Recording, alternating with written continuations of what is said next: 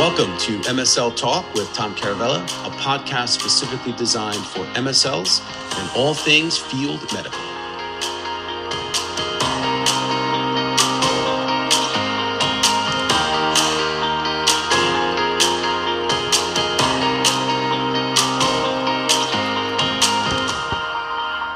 Hey guys, welcome to the podcast. My guest today is Kirsten Gurtowsky, and she's an MSL with Novartis. And we talk about the do's and don'ts of networking for MSLs. And to be honest with you, it's like networking for all career professionals. Kirsten's awesome. Like literally was taking notes the whole time I was doing this podcast with her. I know you guys are going to love it. So don't forget to check it out on YouTube as well. And follow me on LinkedIn and check us out on MSL Talk Live, which is typically the first Tuesday of every month at 1:30 p.m. Eastern Time.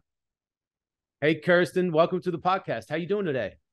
Hey, Tom, I'm doing well. Thanks for having me. I'm excited to be here. I know we've talked about it. I'm a big fan of the podcast. And I am so glad that you reached out. So guys, just to give you a little context, Kirsten and I met, I don't know, a year or two ago. And we were working together a little bit. So she got into industry. We've kept in touch. And she's just one of those people that she's followed the podcast. And I've seen her comment and like and share episodes. And so got to know her. She reached out with a great idea. And here we are. And I'm excited to do this because, so just to give you guys context, we're going to talk about networking and how important it is for MSLs, what the do's and the don'ts are of networking.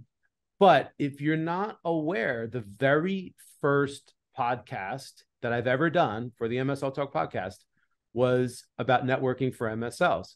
Shout out to Amy Misnick, who was the first guest that I ever had on. And to this date, fun fact, that episode is the single most downloaded episode in MSL Talk podcast history. It's now 3 years running, and it's by far the highest and most downloaded episode. So I don't know, Kirsten, maybe we could do the same thing here today. Hey, I'd love that. I'm up for the challenge. So before we get to that, why don't you do a quick intro, tell everybody who you are, where you're from, all that good stuff. Yeah, definitely. And first of all, I do have to say, it's probably no surprise you hear this in other episodes. I do have to say any kind of views and opinions expressed today, they're my own. They don't reflect those of my company. So I am Kirsten Gurtowsky. I'm a PA by training, spent my career a little bit in cardiology, but majority was actually internal medicine, both inpatient and outpatient.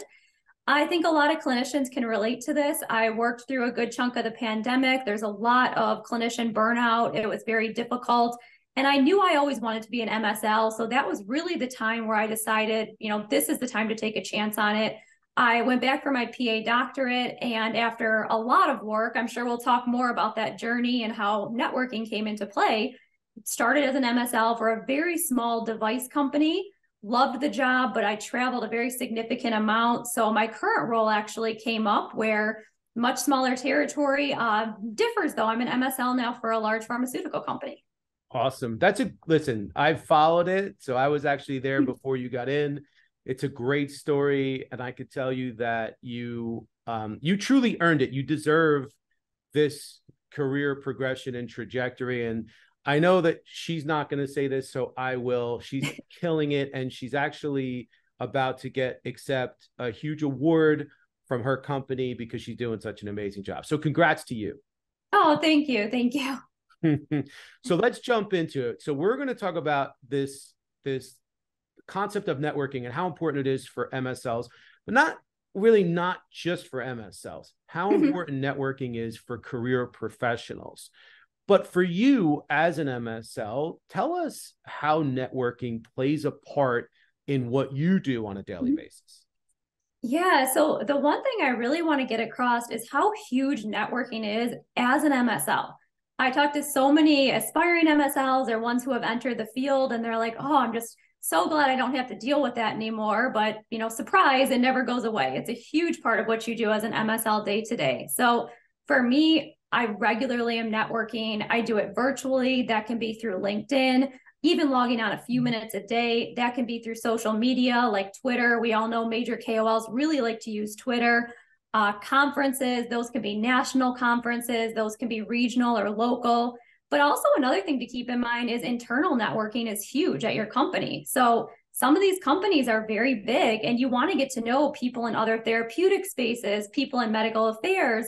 Many go on and they may decide they want to do something besides MSL. So all of those things come into play as you're networking day to day as an MSL. Yep. And I know we hear a lot about it, and you just made very good cases. You obviously gave us some good examples. So we know it's important, but why is it important? Why is it important and when do you use this stuff? Yeah, definitely. So I could go on and on about why it's important. I think really to narrow it down, there's two really major reasons that I like to network. The first one is personal growth or career growth as an MSL. I think that is so important. When it comes to the MSL world, you have to think there are so many people out there doing the same thing that you're doing. So utilize them, build that network, learn best practices. Someone else may be doing something that works great from them, and you can learn from that and model the same thing in your territory. So for example, there's an MSL that helped me when I was still aspiring to move into this career field. To this day, we still meet a few times a year. Right in the city I live, we have lunch together and we share some great best practices. But in addition, because we work in a very similar therapeutic area, just different disease state, we'll talk back and forth. And it's like, oh, that project you're doing, I know someone at my old, job as a PA that would be really interested. Let me connect you. Or this major KOL where it's no surprise we're both reaching out to them. It'll be like, oh, I can only reach them if I email them after noon on a Friday. So, utilize that for your personal growth, learn from other MSLs. But I think the second reason is really for that, career opportunities. We all know pharma, device, all of those, they're not always the most stable. They can be, but drugs can reach the end of their life cycle. They can fail. Studies can change. Companies restructure. You want to have that really big network around you if something were to ever happen. And I've been in that position multiple times where companies restructure or change. And I've been able to just reach out, put a few feelers out there with my network, and all of a sudden have hiring managers contacting me. And, it's secure to know that you have that network helping you with another role if you need it. Well, and, obviously being a recruiter and being you mentioned on the career side of it, the importance of networking. The time to start networking is not when you need a job. Right. The time to start networking is way before that. As a matter of fact, it really should never end. It should be a consistent daily, weekly, annual activity that you incorporate into your day job so that at the point in time where you need to find a job, you have the network. That's the whole idea. So look at networking as something you're building every day so that it exists not just for when you need it, it continues to grow so that you can utilize it. And look, it's a two-way street. People are going to be coming to you for favors and asking for things so people are going to be coming to you to network. You're going to be going to other people to network. Look at it as just an ongoing thing that you need to do. Do you agree with that? I absolutely agree with that. And I try to tell other MSLs that too, because you probably hear this. I get MSLs that are like, oh, I get so many people reaching out to me on LinkedIn every week. And it's either recruiters about jobs or aspiring MSLs that want advice. I just don't have time. I ignore all the messages. And it's like, well, why? I don't understand. I understand that we're all very busy. But at the end of the day, it takes you 30 seconds to send a polite message back to a recruiter, maybe even say if you have another candidate you think would be a good fit to let them know. And with recruiters too, they can keep track of this. So if you ever find yourself needing a job, they can go back and see who actually responded to them and then who ignored those messages. Same with aspiring MSLs, right? I get it's a lot of work and time to put into responses and having conversations, but it becomes full circle. I've helped a lot of people. And then there's been times where a company I'm at is in the news and they'll reach out and say, hey, just wanted to make sure your job is safe. If it's not, let me know. I'm here to help. It's so important. And I think it's a reap what you sow kind of thing. If you close yourself off to it, you can't expect people to open themselves up to you later on down the road when you need somebody. If you're looking for a job, you're looking for a favor, or you're looking to get to know someone, whatever the situation might be. So I totally agree with that. So let's get back to the MSL position? Because I know that there's different types of networking that exist within the role. So can you talk about the different types of networking activities that you need to do consistently in your role as an MSL? Yeah, definitely. So, I think in terms of networking on a regular basis, day to day, I do use virtual networking. So that's going to be for me every day I log into LinkedIn, and there are other platforms too. But for me, log into LinkedIn, see what's going on, see what people are posting. It doesn't take long to like a post, to comment on a post. It automatically pops up with people that you may have things in common with. Take a second to look at their profiles. There may be people you can connect with, send a short message, and learn a lot from them. So I do that every day.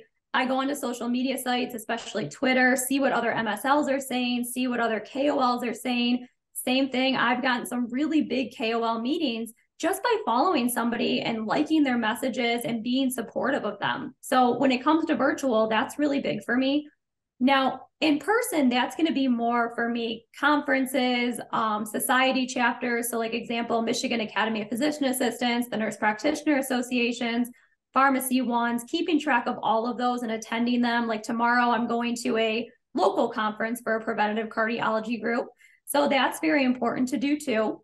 And that's kind of my day to day, is looking at what conferences are coming up, what's going on virtually, networking internally and keeping track of people internally with my company. And in addition, even during KOL meetings, as silly as it sounds, use the KOL meetings because they know other people. If you're sitting down having a conversation, at the end, phrase it in a way where it's appropriate, but say, hey, who else could benefit from this information? Is there anybody else that you can think of? Awesome. I love it. That's such good advice. And I hate to jump around a little bit, but I'm eager to get to this because I love this part of the conversation you and I had the other day. I want you to talk about the importance of networking for your job search. You were a master at this when you were looking for your job.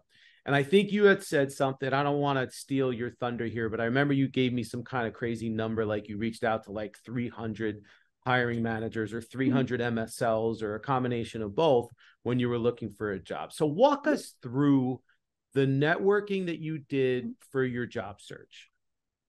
Yeah. So first of all, I just want to say, because I do hear from a lot of aspiring MSLs, like that just sounds like so much work. I don't know where to start if you tell them something like that. But I didn't either. I was a PA. I didn't need really a LinkedIn at the time. So I just had a blank profile that just sat there. I just had to figure this all out.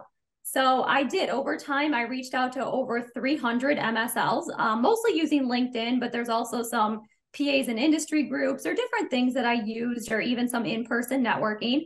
And I really had to sit back and organize things, because you don't want to just send blindly, 300 plus requests, right? So I started out by looking up people that had moved into industry that were clinicians. So especially PAs or NPs, thinking that they may be more likely to help me or answer my questions. And then I also took a second to look at, okay, what therapeutic areas am I strongest in? I come from internal medicine. I'm not specialized in one thing. So started to reach out to MSLs within those therapeutic areas. And then from there, you also learn which companies make certain drugs or specialize in certain therapeutic areas. So as I got to know things like LinkedIn, as you know, you can go to a company page, scroll down, and it will tell you, these people live in your area and work for the company. These people went to the same college you did. And you start to learn how you can find out things in common with people and connect with them. So I would reach out, send a brief message, hey, I would love to learn how you moved from clinical practice to MSL, would love to connect. If they accepted it, sent them a more succinct, longer message. It would ask people for 10 to 15 minutes of their time to chat and really focus the conversation around them and what they've accomplished, because everyone likes to talk about themselves. Oh, absolutely. Absolutely. And we're going to get into the nuts and bolts of that in a second. But before we get there, because I know that there are a lot of people that understand the importance of this, and they're doing it to some degree, but they're making a lot of mistakes. Can you talk about some of the mistakes that you see people making when they're doing this? Yeah, definitely. So when it comes to mistakes, there's a few things that I do see. I think the first one is honestly not knowing your goal. Are you trying to network because you're trying to get in contact with people in your field to learn best practices? Do you have no idea what you want to do, but you want to move maybe into a non-clinical role? do you know everything there is to know about MSL? And that's the career path you want to take. So what is your goal? Why are you networking with this person? That's really important. I think another mistake, like I said, is blindly just reaching out with no message or not even taking a second to look at their profile, to learn about the person, and just trying to blindly reach out just to get connections. And one thing too is asking people for help. So I mentioned that, people love to talk about themselves, but why would somebody want to spend time out of their day, helping you, or if you're demanding help from them and asking them for something? People don't always want to do that. So you want to phrase things in a certain way where you're like, I really want to learn about you. I think that that's a great way to get to know somebody. And a lot of people make those few mistakes. I'll tell you, that's my pet peeve right there, is when people come at me and give me the impression like I'm some piece of meat. Like, right. I'm coming to you because you need to help me get a job. And, I'm available 30 minutes next week. Let me know when you can talk. It's like, wait, whoa, hold on, yes. Slow it down. Like, it's very off-putting when you reach out to somebody and your messaging is so off and it's so one-sided and you're not giving the benefit to the other person in some way. It almost just becomes a no. Deal breaker. Right. This is a no. I could tell you that, and we can get into this in a little more detail, but like, if you take a very soft approach where you maybe mention that you're reaching out because someone had referred you, and you heard that, I hear you're an expert in your field, and I really appreciate the way you do business. So-and-so spoke very highly of you. I know you're super busy. Perhaps, if it wouldn't be too much trouble, you can give me a couple minutes of your time, but at the same time, I promise I'll repay the favor in some way. Like, it has to be a really delicate, really calculated.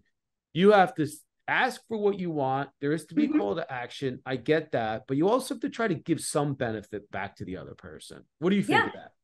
100% agree with that too. I think, you do have to acknowledge that they probably have a lot of people reaching out. You get that they're busy. It's no pressure. You definitely understand that you're flexible whenever they have time. All of those things are important, I think, to acknowledge too, because we're all so busy. And like I said, nobody owes you your time.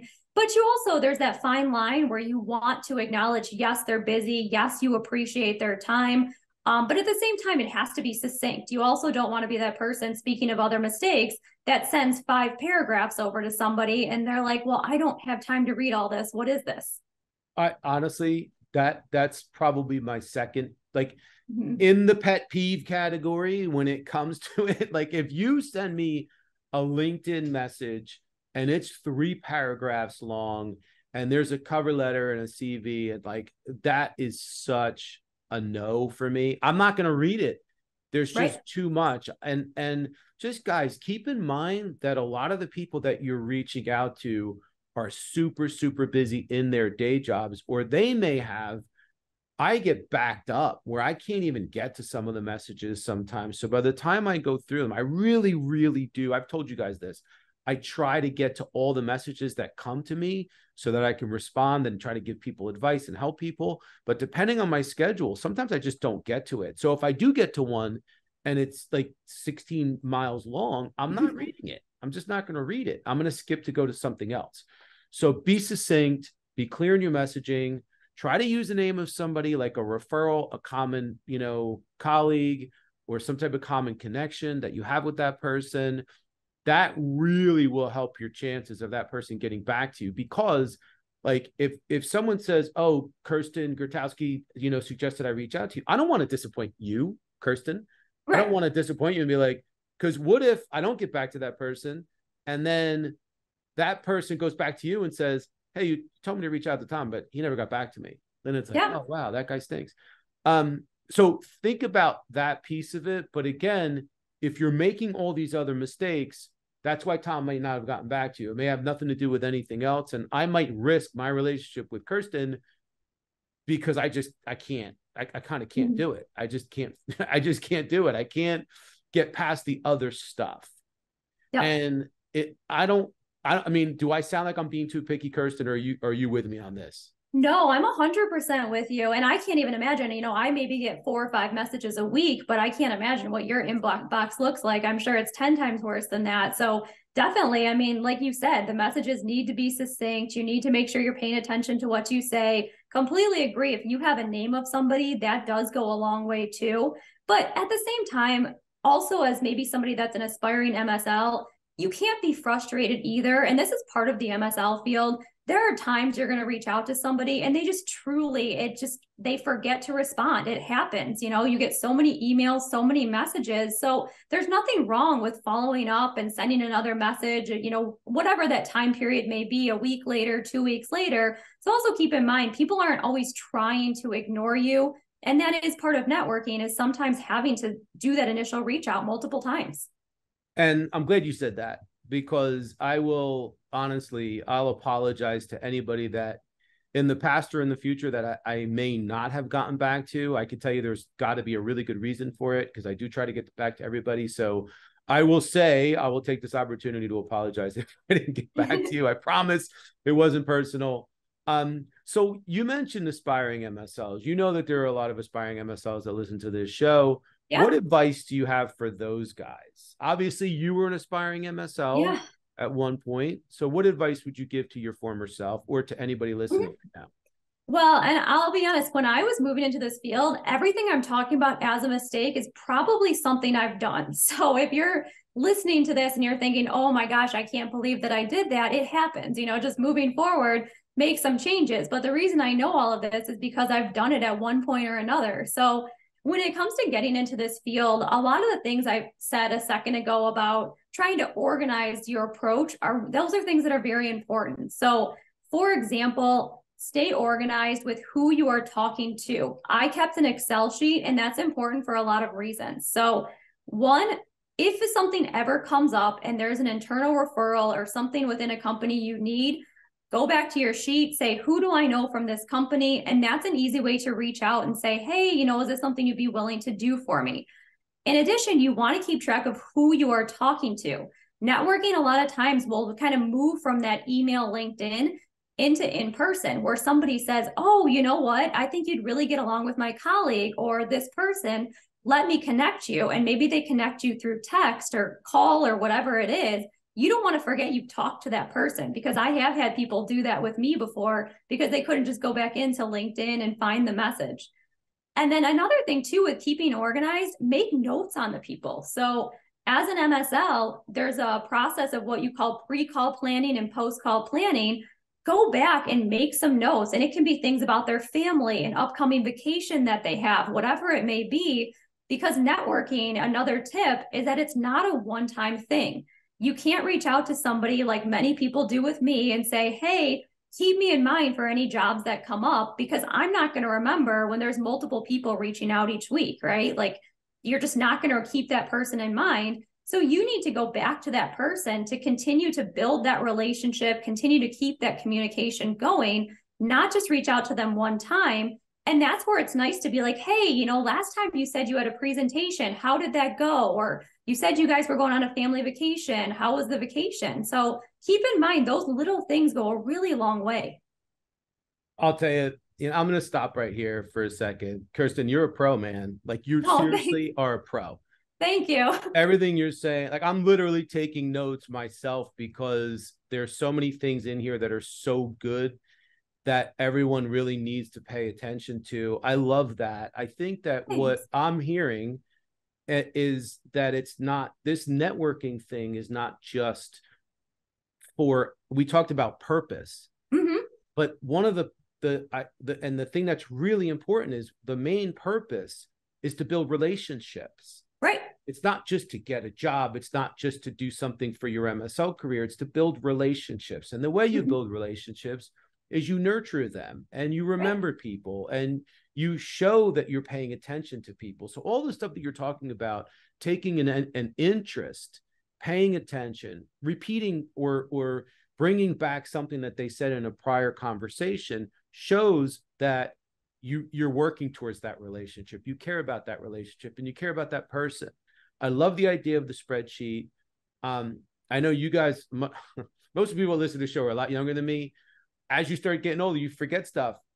And as you develop in your career, this networking thing, it takes off and it grows exponentially. There's a compounding effect to this. Start the spreadsheet early, keep really good track of it, keep good notes, and use it. And maybe you have it for the whole rest of your career.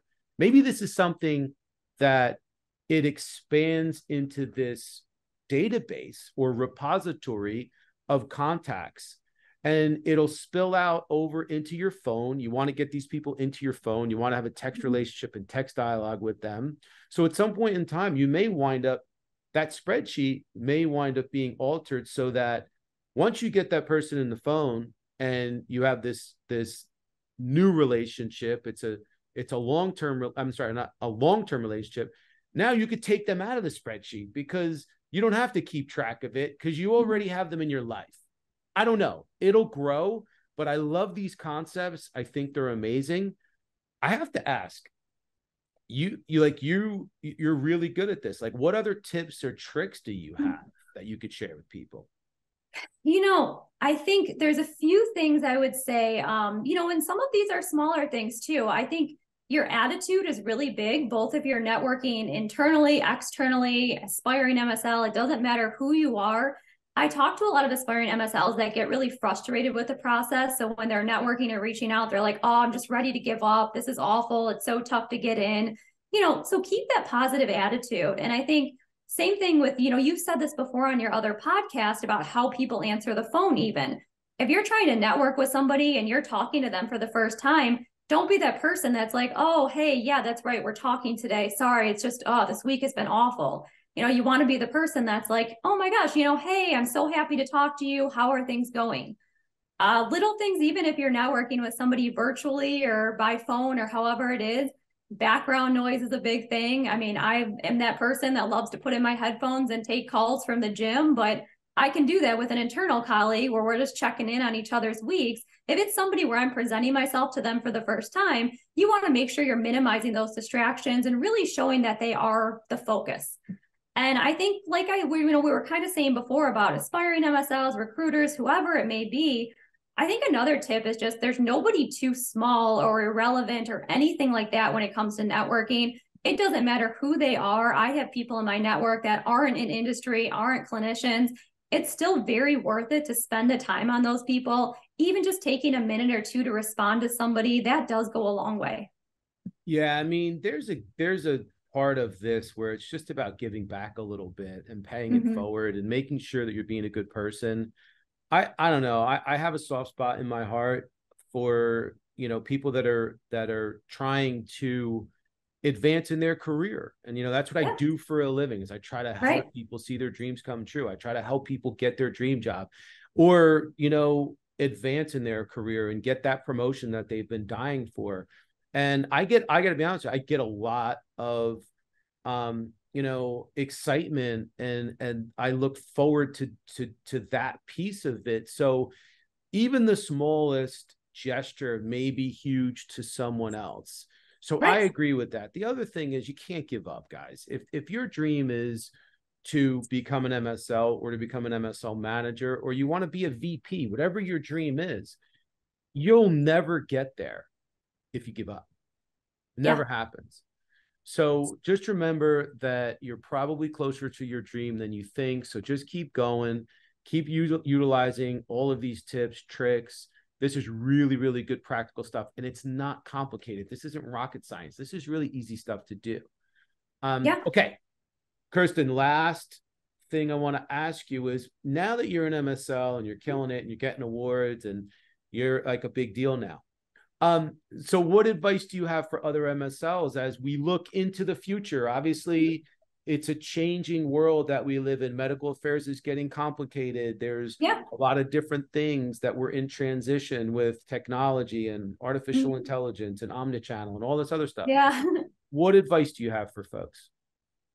I think the biggest thing is honestly just to use it, on this topic, keep using various sources of networking. You know, there are MSLs that I've talked to that they've been an MSL for 20 years and they've always done things in person. They have their list of people, they'll meet whenever they want, and they just, you know, they can kind of keep on that cycle. But as things advance, you really have to be open to all of the different possibilities that may come our way, rather than saying, oh, I don't want to do that, that doesn't work for me. So keep in mind, like I said, virtual, yes, you have email and that's great, but not everyone checks their email.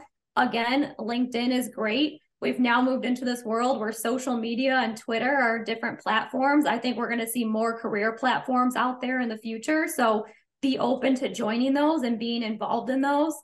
Like I said, conferences, it's not just the major national ones. Look within your state, look at your chapter societies for some of your PA, NP, pharmacy groups, whoever it may be. Even if, like, for example, I'm a cardiology MSL, look up your internal medicine conferences that are in your state. You're still going to find connections through that. So my biggest advice to MSLs is continue networking, use various tools when it comes to networking, and just never stop. It only takes 15 minutes or so a day. You know, and I think that that really goes far. Now, another thing I will say, the same advice that I had where it's like, hey, let people talk about themselves, is a big thing in the KOL and MSL world too. So one of the things that gets me the furthest with working with these KOLs, they're sitting there all day, and a lot of them see patients all day, and they're having people ask things of them or talk to them. So I really build those relationships by allowing those KOLs to speak, rather than just being that person that wants to data dump and give them all this information. It's asking them questions, learning about them personally, asking them to speak. If I come away from a half-hour conversation and only 10 minutes of it was spent on anything medical, I'm okay with that. You're awesome, man. You got this down. You're really good. Kirsten, thank you so much. You're amazing. I want to just, we should probably do this again. We have to think of another topic because that was like the fastest 30 minutes. So thank you for coming on. And guys, thank you for listening to the show. It's been 3 years, over 3 years since our first episode on networking. So it's kind of funny how we're coming full circle. I think this is episode like 154 or 155. So, and it's people like Kirsten that have made it what it is. So I thank you. And I thank you guys for listening. Thanks. All right. See you guys next time. Take care.